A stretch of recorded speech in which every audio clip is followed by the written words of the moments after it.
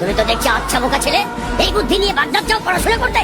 তুমি না বললে তো কেউ জানতেই পারতাম না যে তোমার কাছে এত মূল্যবান সম্পদ আছে। আমার লোকেরা তো তোমার শরীর ঘেটেও কিছু পায়নি। তুমি ইচ্ছে করলে আমাদেরকে ধোকা দিতে পারতে, তাতে তোমার এই সম্পদগুলো তোমারই থাকতো।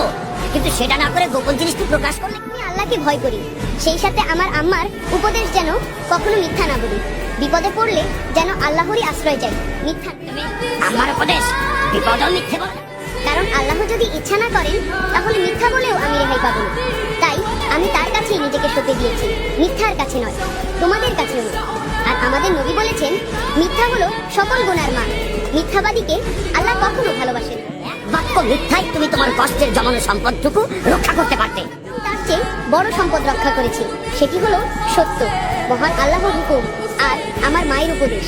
স্বর্ণমুদ্রার জন্য আমার কোনো আফসোস নেই। চর্চায় এতটাই উঠে কি ভালো, এই সাহস